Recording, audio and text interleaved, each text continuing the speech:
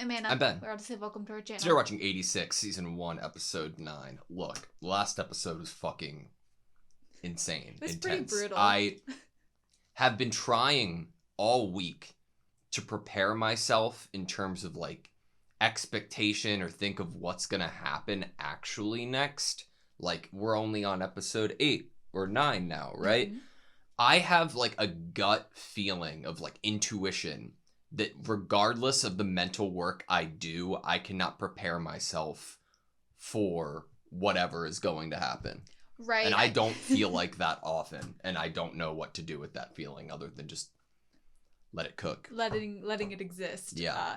I feel like I could have fortified some sort of barrier psychologically within my mind before going into this next episode because of what episode 8 had in store for us. Yeah. But I did not do that. I don't have a barrier to any psychological torture that might be coming up in the story or emotional torture by kind of the battlefield that is being set up at the moment. I don't know where the story's going. I'm getting antsy. I'm getting antsy. We should just ready? do it. Yeah. Sweet. I have, like, just anxiety in my stomach, man. This is fucked up. Look What at them the glittering. fuck? Like, they literally glitter in the moonlight. Raiden's just like, we're here. If What I the hear fuck? Daya's voice,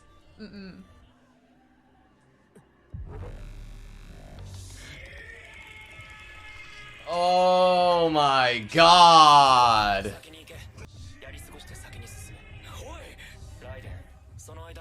You're an, oh my god.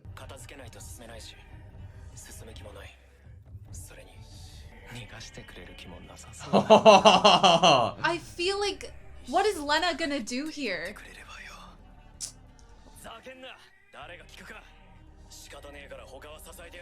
Oh no.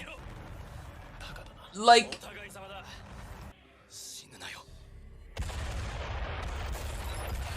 oh my lord. Whoo! Oh my god! I already feel like I'm gonna cry just by that. Oh. I love, like, just turning down everything else a little bit and then amping up Shin's voice actor a little bit higher than everything else. God. What is Lena gonna do? Because we know that Shin told her to not join in for this because he didn't want her hearing his brother. Yeah. But is she really going to heed that warning? Is she going to do what he said and kind of try to survive? I don't know. I literally don't know, and I almost feel like she couldn't leave this alone. She couldn't not join in. She wants to fight with them in whatever way she can. I hope Raiden will be okay. I'm worried about Raiden more than anybody else. He would be the character to be worried about narratively. Him and Shin have had some moments, especially last episode. He's the one that told us about, you know, kind of them deciding how and when they were going to die if they were already on the executioner block. Walking up to the gallows. Okay.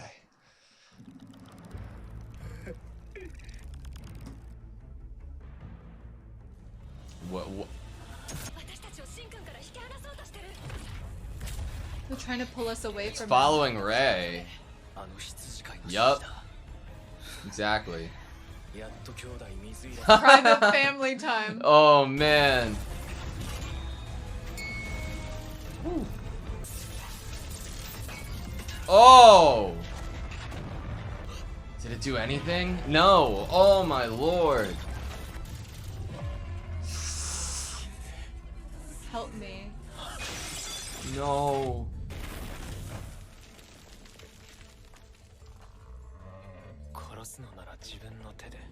Wow. Oh my god.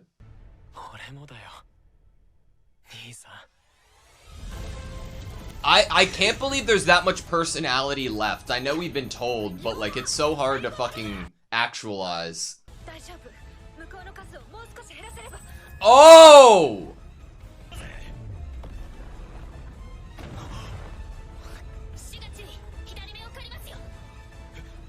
Lena!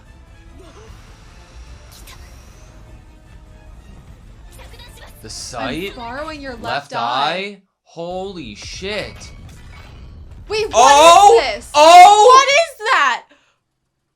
What did she do?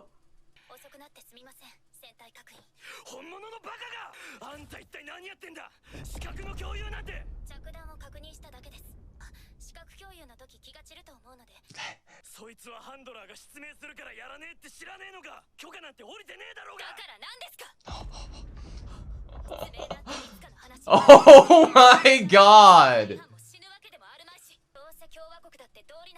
Let us say fuck it! Oh! No There's no reason reason for for you me. too!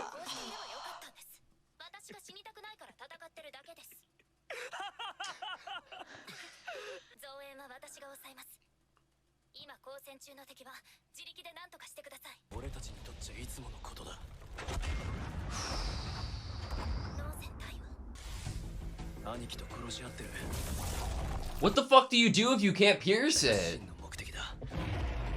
Go at the joints? So locked in.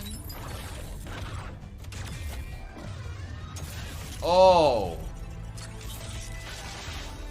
Nice! What? Oh! What? The bullets were pinging off of it. What? That is not real. That's insane. Oh no. Oh no. No. Somebody's got to read it.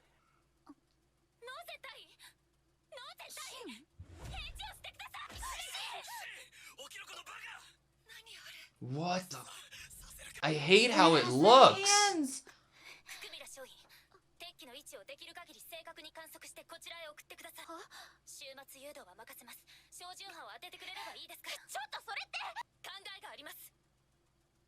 You gotta trust.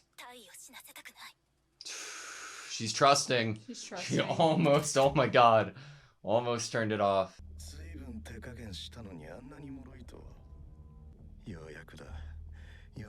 Finally, you're coming back to me.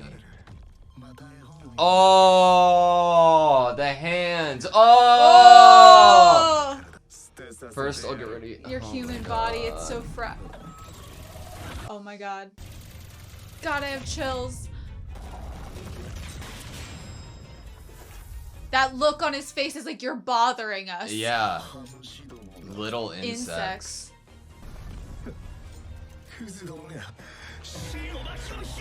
And the brother wouldn't let... The brother wasn't... What? Did he knock his brother out of the way? He's blocking? She thought that he would try to protect him. I love that it... Oh my god.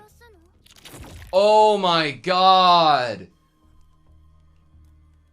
The visualization. Oh my god. This is insane. But you're gonna kill him again. Woo! Like, she slapped him. That's That insane. was incredible. The rounds are duds. The impact alone. Come on. Come on, Shin. Look at all the blood.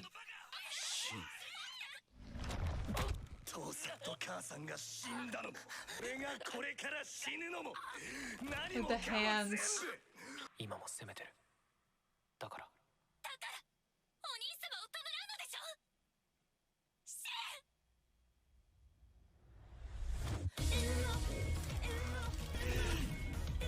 Oh, taking off the hand. He's Oh ripping off my the god. What is... Oh. Like he's holding him in the air.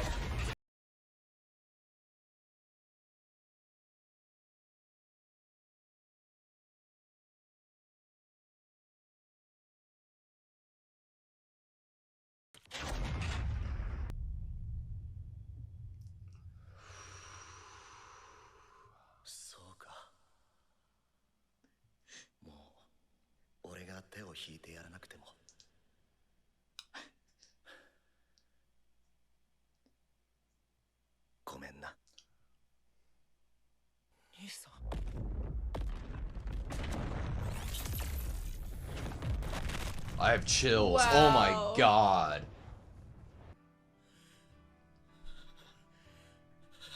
That must have been so hard to hear. Oh, we're declouding. It's like a silent voice.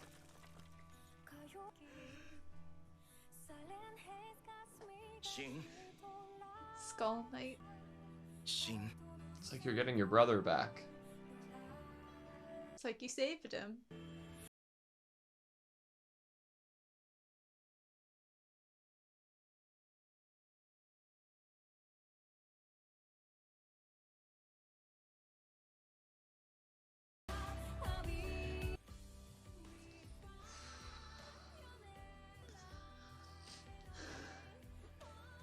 I've said it before, but this song is absolutely incredible.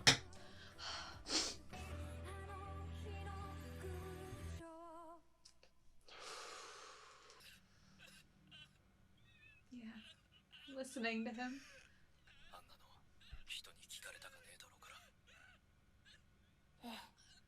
What trouble is she gonna get in? Oh, Annette.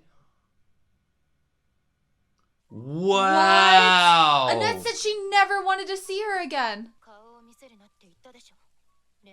Did she tell her about it being Shin? I never said I wouldn't. Into the mortal. Oh my god, this is sync vision, yeah. Shin.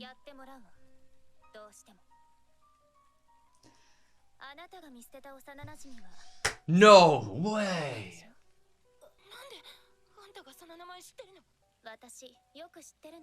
Oh, I know your friend. Your friend well. Lena snapped, bro.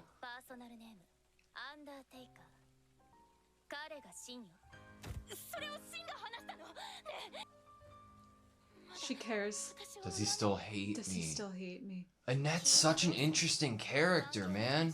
What do you care? Making her come out into the rain, dude. Like, come out with me, see you care. This is psychological warfare right now. Jesus Christ. Oh my god.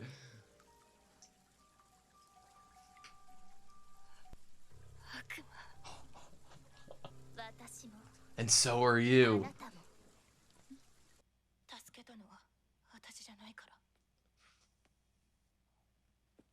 I really do wonder what trouble they both could get into.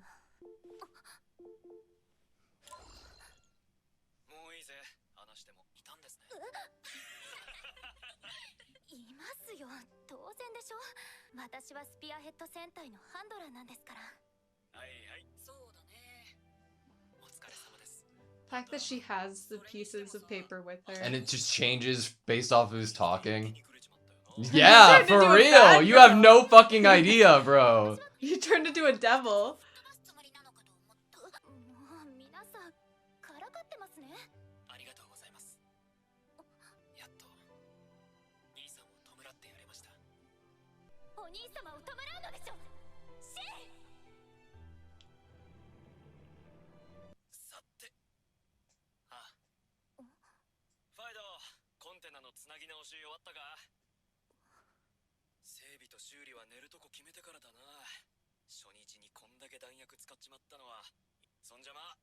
Man, it's like right back to work.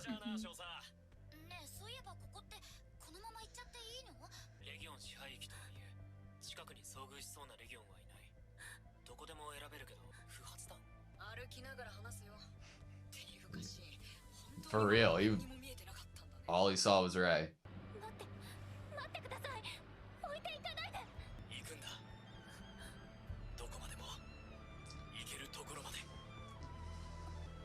Will she be able to still talk to them once they go past a certain point? Where's she going? I don't think the signal will go into the unknown territory.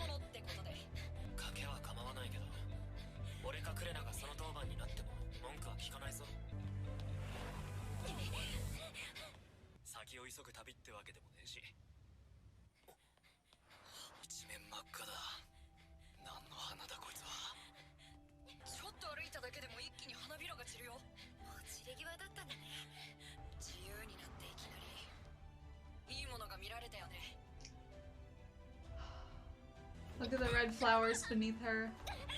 ちょうどこの辺りが共和国の管制範囲ギリギリ。とうとうここに行き着いた。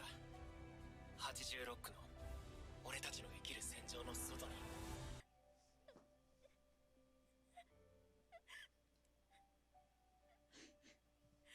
少佐。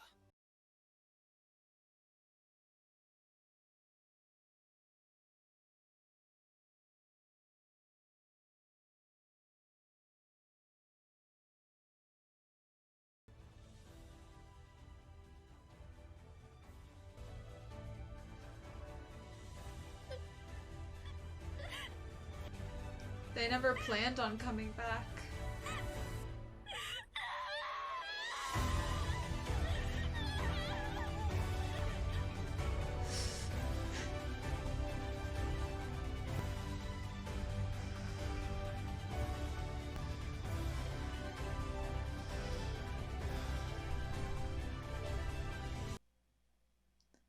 No signal, no signal. Wow, not even an outro. We already used the song. We already Fuck. Okay, that was 86. Episode 9. Episode 9. Not that I needed to reiterate it since you said it and that was clear enough, but it just kind of felt right. That was episode 9. What is there to say? Other than a lot, but like at the moment, I'm just like, how do you talk? Are you like, wow. Yeah, I think that sums it up pretty well. Man, that was easily the best episode. I would agree with that, which is funny because I think that we both were feeling like last episode was this like heightened special event, if you will, and probably one of the best episodes. But this episode, honestly, I feel like episode 8 and episode 9 could have been viewed in like a 45-minute long episode I agree with altogether. that. I feel like, not that it felt like I was taken out of the emotions by not viewing them together. I just feel like it could have been viewed You know what? together. I'm actually I started off agreeing with you, but then partly I'm happy of the break because of So I'm like I feel like I'm on Adderall when I watch this show.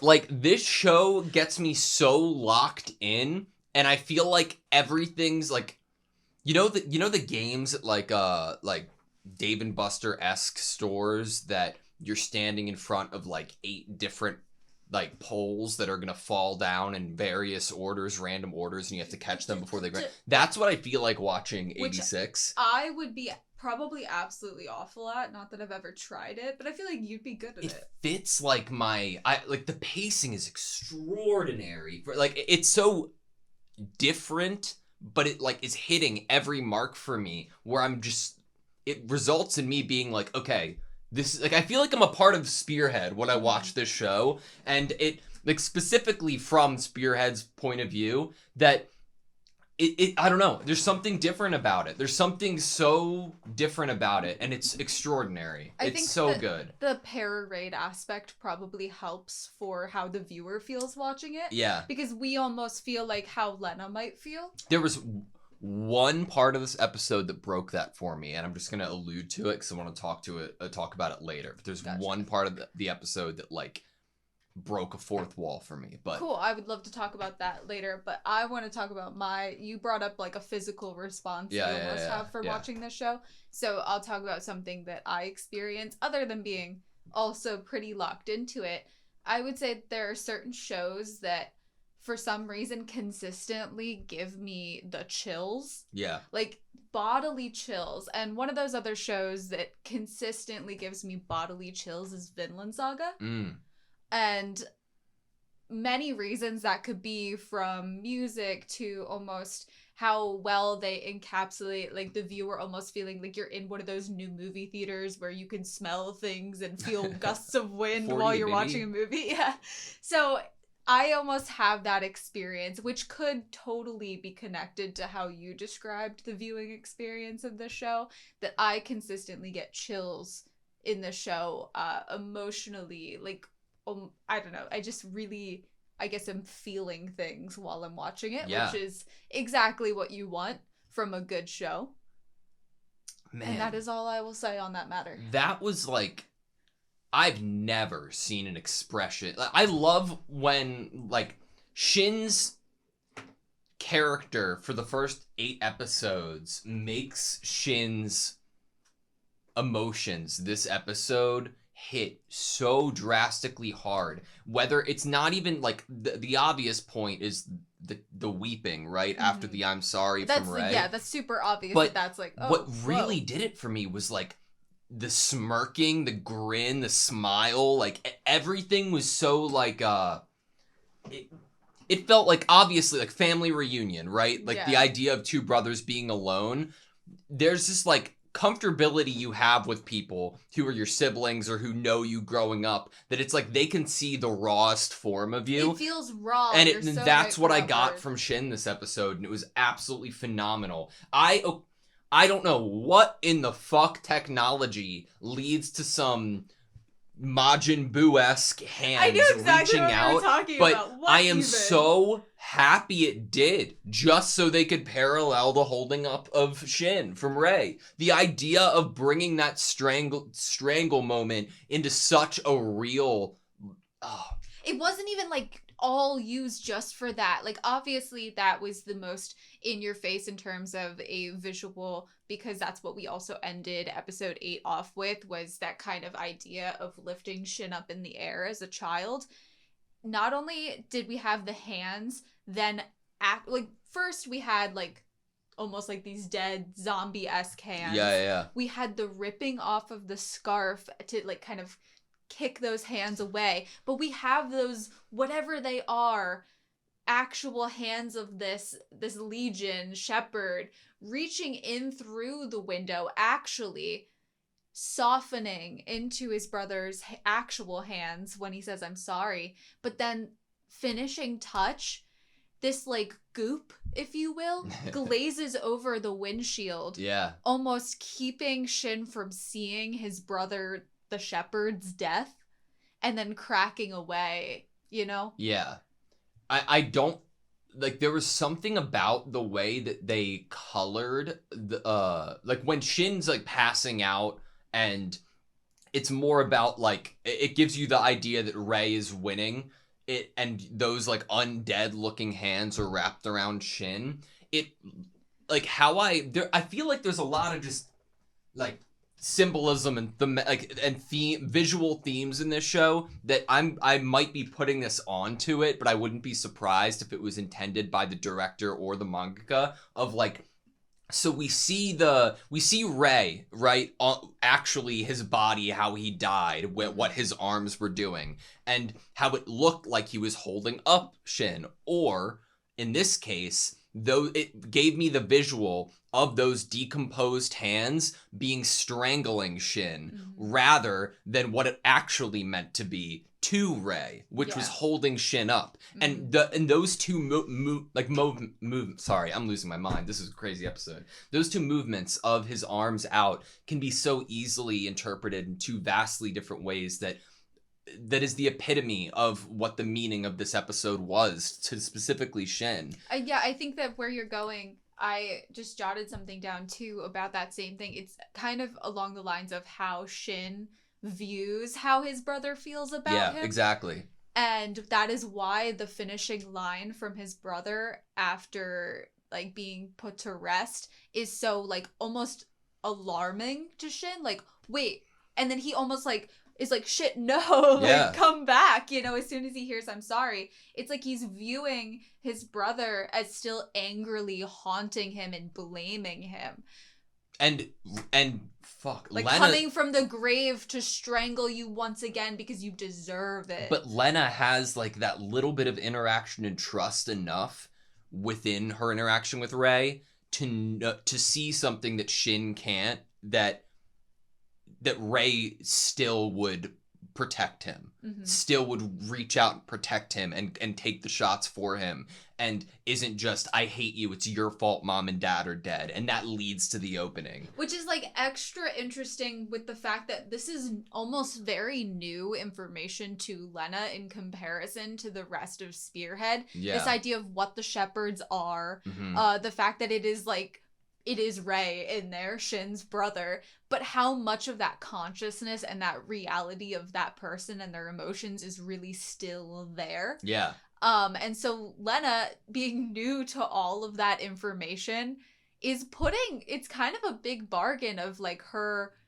hope there, that, which is almost like darker too. It's like she hopes for both of them, both Shin and Ray, that Ray is still there. Yeah. A lot more than just his brain being used and maybe some memories. Yeah. And I like, they really like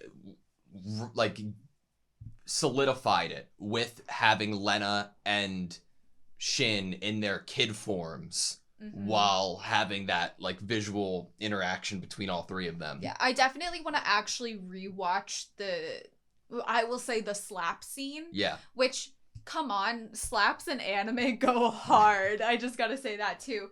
But I just want to end this kind of conversation off with the thought that this was the best way to kill Shin's brother. This was the best way to put him to rest, is to not have him be controlled, but to have him still be who he really is, do a display of protection for his brother, and then extra layer, a nice kind of touch on the face and an I'm sorry. Yeah.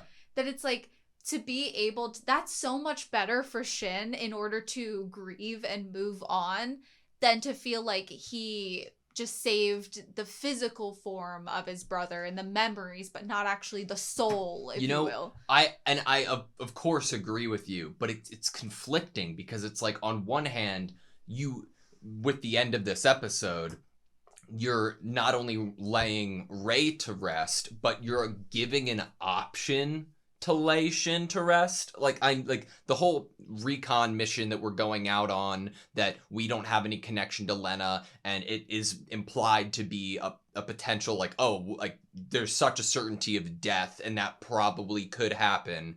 Now, with that one thing Shin had to do before he died being done, that could be done. This could be the end of Spearhead. But at the same time, now that book is closed for Shin, I want to see what more Shin does. Right. Like, Shin's probably not going to have a handkerchief around it for the rest of the series. If we see them again. Which I know I want to talk about them more in terms of theorizing, but I would be very surprised if we don't see them ever again. In terms of this, is not going to have something blocking his neck. I agree with you if we see them again, but are you saying that we're going to see them again because of our experience with other anime, or our experience with the story?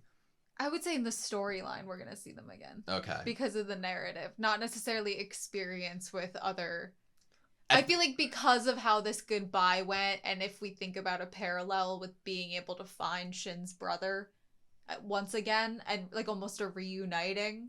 I think that if I was watching any other show, I'd be like 80% we're gonna see them again. At the moment, I'm like 50 to 60% we're gonna see them again.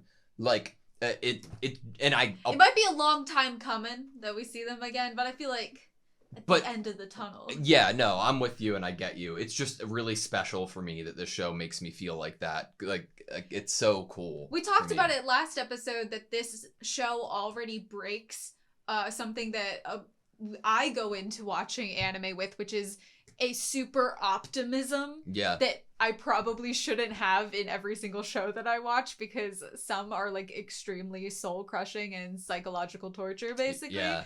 But I always go into them, even if they knock me down, I continue to have a hopefulness and optimism for a while, probably longer than I should. You know what's so fucking important to me in this show, in this episode specifically, is like, after we're done with the mission, when we're looking at the cutouts of the drawings with tape on them, it's so special to me that this is the way that it's portrayed rather than, oh, this is what Lena looks like talking right now or thinking right now. Then we flash to them in real life, like actually seeing them talking. Like, we don't do that. We're all in Lena's perspective, and it's what it means to Lena and how it's focusing on how Lena feels about this group, and that even though that she's close and trusted more so now than ever, there is a massive amount of distance emotionally and physically there still.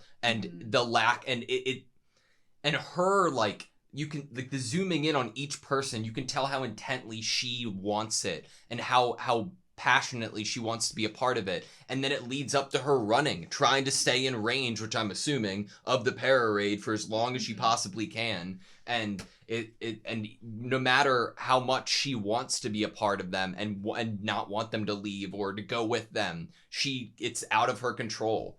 Right. It's not that she doesn't want them to have freedom or to go further and into the unknown. There isn't a fear factor of, oh, guys, don't go in there because I can't tell you what's in there. I can't tell you what awaits you. It's not that she doesn't want this for them. She wants to be with them. You know what I think it is? I think that, if anything, she's the one who is, like, it's flipped itself. She's the one who would have been in Spearhead at this point. She's the one who's trapped. They found freedom, and she's trapped with this fucked up system, and everybody else has freedom that's in Spearhead. Not only is she trapped in this fucked up system, but, oh, shit, I wanted to talk about the papers on the table, sorry. too, but... now I don't know where to go. We'll go back to the papers. We'll go back to the papers. But she's part of the fucked up system. Trapped in this system, but I wanted to talk about punishment for her and Annette. It's like, is she even more so trapped in this situation if she is now going to... She did something she was probably not allowed to do, not sanctioned. She had Annette do things that aren't sanctioned and aren't allowed. Is this something that she could possibly get in trouble for? But also, will she continue to want to work as a handler or be allowed to work as a handler now that Spearhead is gone? I think that's a great point, because it's like, you'd want somebody, ideally like Lena, to be able to pull the trigger when needed and say fuck you to whoever's in charge so that they can actually help these people. But at the same time, because of her actions, she might have her... privilege revoked when she wasn't even allowed to access some of this shit in the first place, and had to have Annette do it. Like, and it was breaking boundaries that aren't supposed to be broken in terms of the para raid, in terms of the handler could get blindness from using the left eye. I just think that is a possibility to, like, that's a topic to add into the discussion of her being caged in and trapped in this place at the moment. I think that another thing to bring up in that topic, and we kind of started to touch on it with the fact that, like, does she continue her work as a handler? I think this next topic takes that and then the what happens from here on out and puts it together, which is they were supposed to have replacements coming once the current group of Spearhead died in this battle. Yeah. They already had new, like, machinery, ready for the replacements. And we already heard that there was probably going to be replacements, but they weren't going to come until everyone currently here died. But would Lena take over these new replacements? We don't know, because of a potential repercussion from what Lena did. That being said, but if Lena... no repercussion. If she can keep her current job, does she want to? I think so. Would we as viewers follow her having a friendship and relationships with a new group of people that are set to die? Maybe. I do want to say, before going down that road, I think Lena already told us what she could tell them to avoid repercussion. Like, she was telling Spearhead, this isn't just for you guys. I'm protecting myself. I don't want them to come here. So I think that could probably dampen the blow. But if we do get replacements, there definitely could be, I think, a route that we're being shown them in action, like a time skip kind of thing. Like, we're not necessarily looking at, Lena's first introduction to these new people, but, like, them already in command and, A time skip might feel better and not having a time skip and having Lena continue and get replacements for Spearhead might feel more like torture psychologically to us, the audience, which, I mean, two paths that could be great in terms of like a viewer's enjoyment and being into this narrative and thinking the writing is amazing or phenomenal and just like so hard to watch but so good to watch at the same time. I think that both have like merits to them in terms of what choice could be made here. Yeah. Because it could be extremely isolating and breakdown worthy to have Lena continue at the job that she's in. Yeah. And have so I don't want to go into my next point because I feel like we'll talk about it at some point. What was your next point? Annette and Lena. Okay. Yeah, not yet. Not yet. Beginning of the discussion, I said that there was one thing that like broke the fourth wall a bit for me. Okay. It comes back with like the drawings. Okay. Cool. Like, so full circle with that. Because I still wanted to talk about the drawings and like too. I loved the separation of that separation that they have. It's the same way with how they've told the story, how we get each people's perspective leading up to an event, right? Or during the event. Romance-brained Anna. How fucking crazy is it that we live in a world that 86 episode 9 just happened in front of us, and the one person who knows actually what Lena looks like is Raiden.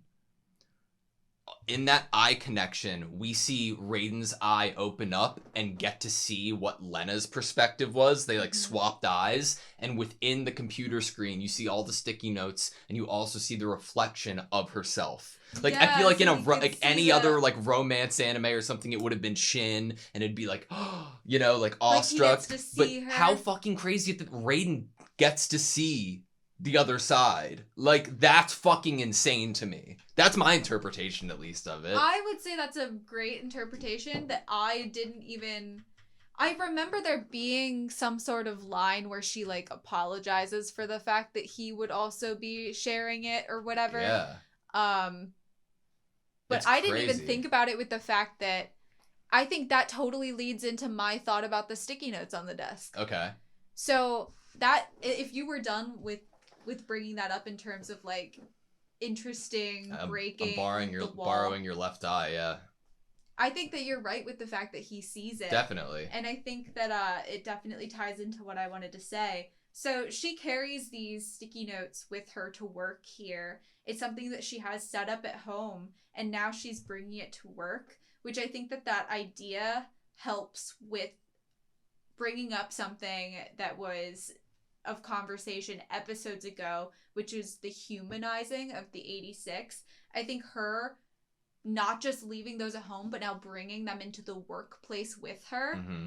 I think that shows that she humanizes them regardless of if it is for her free time or for her job, that she will always want to see them as people worth living and deserving of continuing living, which brings me to a line that she says to Karena when she tells Karena that she's basically going to drop this dud bomb onto Rei, even though Shin's right there. She's like, I don't want him to die either. Yeah.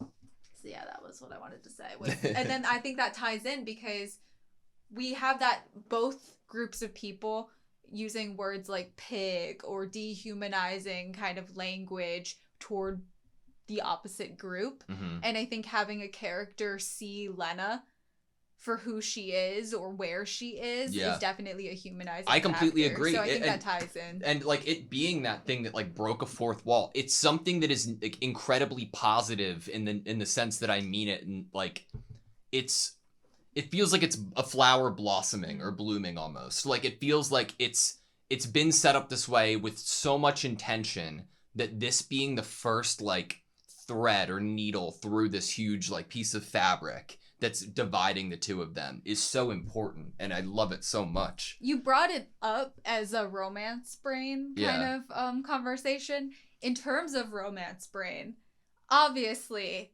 this could be used as ammo further on with Shin, where Raiden could be like, you know, she was really pretty. You didn't get to see her, but I did. Yeah. You know, like he could just like rag on him a bit. Let me draw her accurately. Like, he'll try to describe her to Theo, and he'll be like a criminal, like, sketch artist trying to draw what she really looks like. I love it. That could be cute, because Theo is always drawing. He Instead drew of her a as a pig, pig. What if he, through Raiden's description, what if they try to draw her, like, accurately? I think that would fit with what they already do in the storyline in terms of drawing the handlers. If we see them again. Wherever they take up as a home base, there will be a piece of paper taped to the wall of what Lena really looks like. I do, because I don't know if it will fit within the rest of the discussion. Just want to give out, like, how fucking great of an idea it was to use dud bombs on Rey, just because we already have kind of passed it, but that was so fucking cool. And the fact that she, like, just was like, okay, they have an I think it said on the screen, ineffectiveness 52%. Mm-hmm. So it's like, she was like, I already knew most of them were gonna be done, so I was like, I just need to, like, utilize this factor. Yeah. God, isn't that taking what shit that they give you and rubbing it back in their face. But within how she was even able to fucking do so, Annette said it herself, but before she said it, I'm like, what fucked up devil demon spawn? What happened to Lena that made her the coldest fucking person in this entire series? Like, and it was literal, like, it was literally like psychological warfare with, like, how, like, boom, boom, boom, boom, in terms of, yup, it's fucking Shin.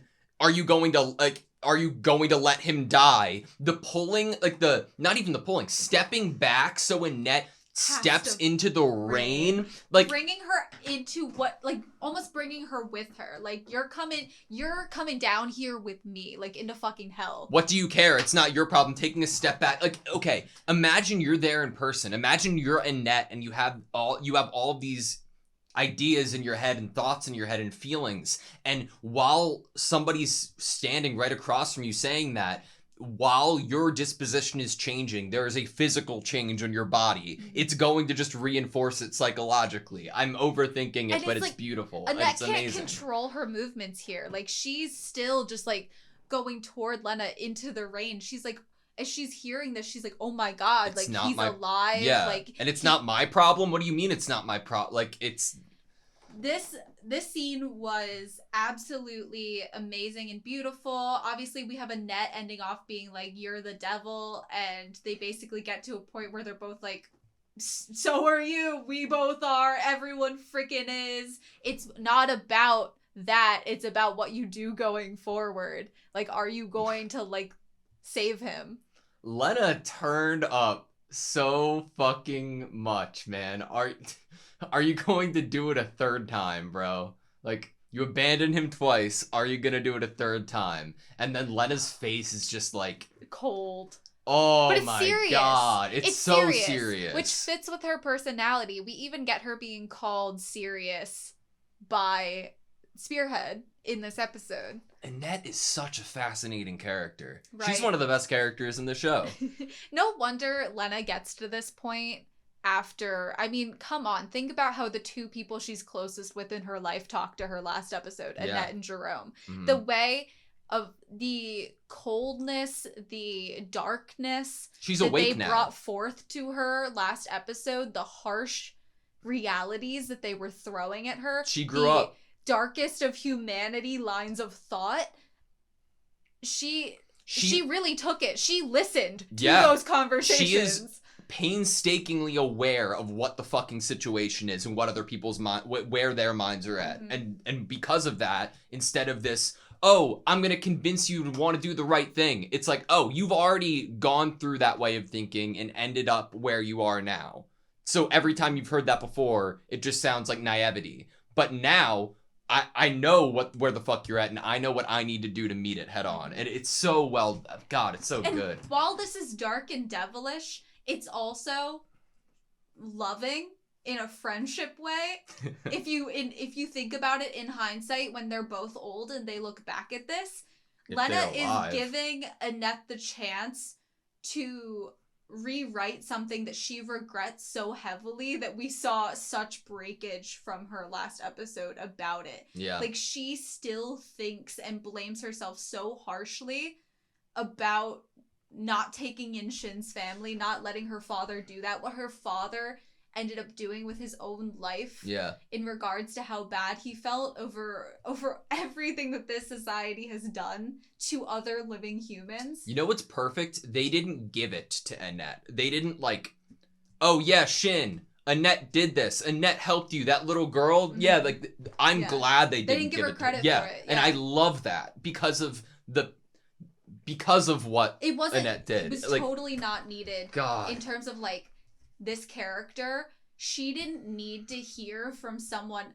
I don't even think that she exactly. She might have wanted to hear from someone else, thank you. She might have wanted that, but they should not have given this character thank you, because I don't think characters that finally do the right thing necessarily deserve a giant congratulations, applause, and a thank you. You should be able to she should be able to walk out of that room as she did and deal with her emotions and be like, I did the right thing here. And that should be enough for me, is that I know that I did what I could here. But even saying like, it wasn't me who did it, you know, like to Lena, like leaving the room. I'm really fucking pumped that we run past Annette too. I know that that's so inconsequential and small, but and one of the MVPs of this episode that I could have easily looked past. I love that we have been setting up the fucking stop sign, the crosswalk, like walk and not, for like the entire, like just for the scene. I feel like I'm out of breath.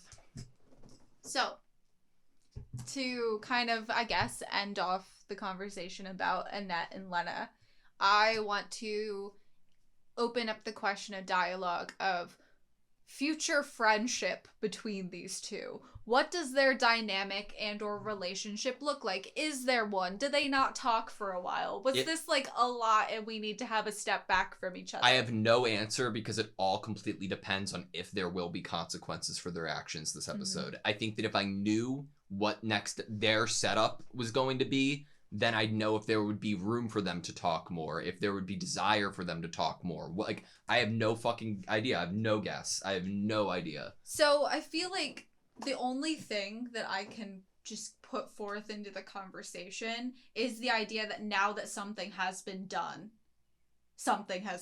In terms of like Annette's feelings about herself, and she always brings up like, oh, if you continue to go down this path, all that you're going to have is regrets. Well, now she won't be able to eradicate what she has now done, which is involve herself emotionally in this situation with the 86, which she has said to Lena, if you go too far down that path, it's just going to lead to regrets. So like for her as a character, she has now taken a really big step that she was kind of probably trying to avoid taking. It's much easier not taking it. She's awake now too, you know?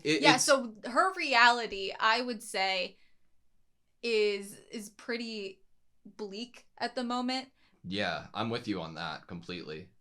So I definitely am intrigued to see what they do with her character, and I think mainly because of the fact, I think for both of these characters, Lena and Annette, the fact that both of their fathers were people who wanted to fix the situation, and one of them died in trying to show his daughter the truth, and the other one died because of how hard the truth was to handle and the fact that he had a part in it. Yeah. That was a fucking insane episode, man. It was. I feel like we've been talking like nonstop since it ended too. And I still have more to talk about. Yeah? Yeah. Like what? Unknown. We're into unknown territory. They were as we were listening, obviously, as Lena was running, we were hearing things like this giant field of red flowers, this cathedral-looking mansion. Like, there was this picture being painted. And part of me is like, is it war-torn, or is it really as beautiful as it sounds, you know? And so I really That's why I'm like, there is the chance that we never see them again, because it does act as like a form of like heaven, like as a form of Valhalla, like as a form of like... Does. like unknown, yeah, of course, like they've crossed on the other side, and like you get to hear, thankfully Lena gets to hear a little bit of that, but like I if I genuinely had to make a guess, I do think we will see them again. But what I'm more trying to comment within that is that the fact that it's unknown and it could be represented in a different way, and that's something that's really cool. Definitely. And the red flowers being kind of like they were seeing it. Raiden had a line like that if it was on a battlefield that he saw these flowers, he would have a different feeling than he does under his now. feet.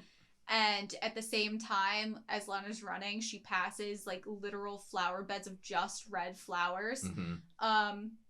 So I had a question for you. I think it's a question. I guess it is. So when they were packing up and leaving and cleaning house in episode 8 before going on this mission, I thought it was because they thought they all might die. So I took that as like, oh, they all might die in this battle. They're going into it knowing that that's the case. That's why they're cleaning. That's why they're like saying their goodbyes to the dog and the cat, you know?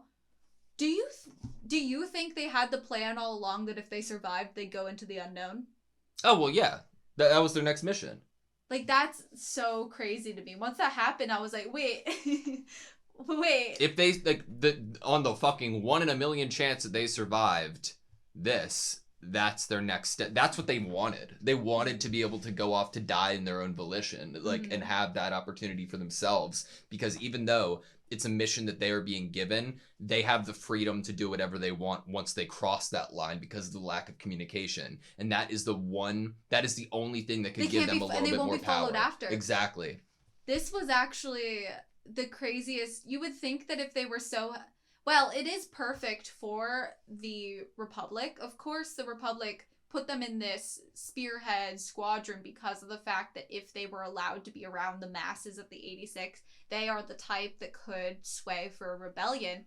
They won't care if they disappear. It's like you could be dead, you could disappear, assumed dead. Yeah, whatever to us, as long as you're not able to be utilized as a hero or the leader of a rebellion. And to them, it's certain death. Yeah, to them it is certain death. Like, to the people making, let's go on a you guys go recon next, like, they're like, oh yeah, they're gonna fucking die, of course, no question. So, I think that what that also leads to is, has anyone else gone into the unknown before the 4 that we see? Like, what if that is a thing that's happened? Yeah. Because it's like, if there is this barrier that you could get to, that the Republic can no longer track you, speak to you, anything, and they don't care that you're gone. It would be like a safe haven. So, to me, I feel like there are other people that could have already done that. Yeah. And I think my last thing I wanted to talk about... Oh, we never rewatched The Slap. Maybe we'll end with The Slap. Okay. Because it was so amazing and I loved it so much. I'm down with that because The Slap was absolutely phenomenal. And then I'm sure once we're done, I'll be like, wow, I just had so much to say and now I feel sleepy. Well, I feel like I'll be like usually we have much more to say once we have a little bit of time to digest it. But at this point, man, I don't even know. Like, I just feel so, like, I was so consumed by that episode. Do you remember where The Slap was? It's a great question. We see the flashback of, like, Lena is a little kid, and there's, like, a crack of the chocolate bar. Right? Yeah, I just want to watch the crack of the chocolate bar and the slap again, but with, like, sound and everything. Yeah. But I'll bring up, since I want to do that last, I'll bring up my last thing that I wanted to talk about, which is, I know it's episode 9, and the next episode would be episode 10, but do you think there's gonna be another intro or outro? Yes. I also feel that way because narratively what's happening and also the outro song being used in the episode itself. It felt so fucking wild to have that like 10 minutes in, but it fit so right. It's such a good song. It compliments to that song. It's such a great song The only thing I can compare it to, which I have, is Attack on Titan, because it sounds like the same singer, and it sounds like it could have been a song in Attack on Titan. And that's the highest of praise in regards to score for me. Like, that's amazing. Okay.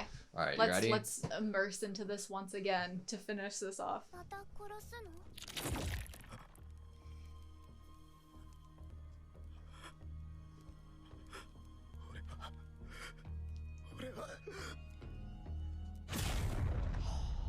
Oof.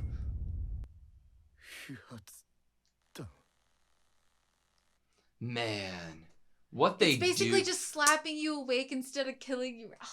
I love what they've done with, like, the consciousness of Rei and, like, how present he is. The slap does it. The fact that the rounds were duds does it. Yeah. I think that's, like, the perfect lead to, like, that segue of how conscious really is he here as a shepherd. I'm with you.